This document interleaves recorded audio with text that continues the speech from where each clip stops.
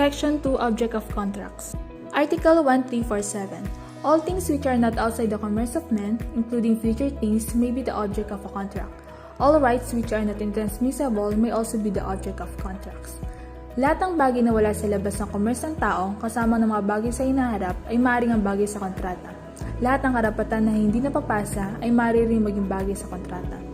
No contract may be entered into upon future inheritance except in cases expressly authorized by law. Walang kontratang maaaring pasok sa hinaharap na pagmamana maliban na lang kung ipinahihintulutan ng batas. All services which are not contrary to law, morals, good customs, public order, or public policy may likewise be the object of a contract. Lahat ng serbisyo na hindi labag sa batas, moralidad, mabuting kaugalian, pampublikong kaayusan o pampublikong panuntunan ay maaaring maging katulad ng bagay sa kontrata. Article 1348. Impossible things or services cannot be the object of contracts. Ang mga bagay o serbisyo na imposible ay hindi maaaring maging bahagi ng mga kontrata. Concept or kinds of object of a contract. The object of a contract is subject matter. It can be a thing, right, or service arising from a contract. Requisites of things as object of a contract. In order that things may be the object of a contract, the following requisites must be present. First, the thing or services must be within the commerce of men. Thus, it can legally be the subject of the commercial transaction. In other words, it should be susceptible of appropriation and transmissible from one person to another. Second, it must not be impossible, legally or physically. The object should be licit. In other words, it should not be contrary to law, morals, good customs, public order, or public policy.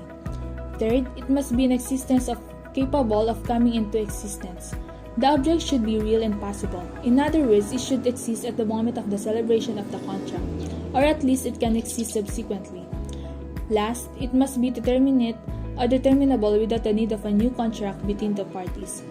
It should be possible of determination as to its kind. Right as object of contract. First, things which are outside the commerce of men, including future things. Second, impossible, physically or legally. Third, determinable things. Fourth, future things or right. Fifth, rights which are intransmissible. Definition of future inheritance. Future inheritance is any property or right not in existence or capable of determination at the time of the contract that a person may inherit in the future. Ito yung kayamanan, ari-arian, ano pa man na isang tao na ipapamana ipapangalan sa iba. Validity of contracts upon future inheritance.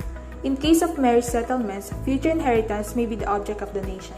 Anumang ari-arian na nabili ng mag-asawa habang may bisa ang kanilang kasal at kahit hiwalay na sila ay parte pa rin ng kanilang paghahatian. In case of partition of property interview was made by the deceased himself as long as no legitimate is impaired. Kinds of impossibility. First, because of the nature of the transaction or because of the law. Second, absolute. Third, relative.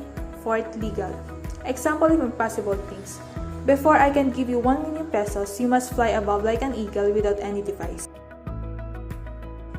Article 1349. The object of every contract must be determinate as to its kind. The fact that a quantity is not determinate shall not be an obstacle to the existence of the contract, provided it is possible to determine the same, without the need of a new contract between the parties. Ang bagay sa bawat kontrata ay dapat tiyak sa kanyang uri. Ang katotohanan na bilang na hindi tiyak ay hindi maaaring maging hadlang sa pagkakaroon ng kontrata, maliban na ito ay maaaring tiyak na bilang, na hindi na kinakailangan pa ng panibagong kontrata sa pagitan ng mga partido. Determinate or specific thing, particularly or physically segregated others of the same class. Example, the t-shirt Levi's I am wearing. The Toyota car with plate number AST 143-2016. Generic or indeterminate thing. A thing cannot be specifically determined from things of the same class. Example, a brand new t-shirt, a 2016 Toyota car.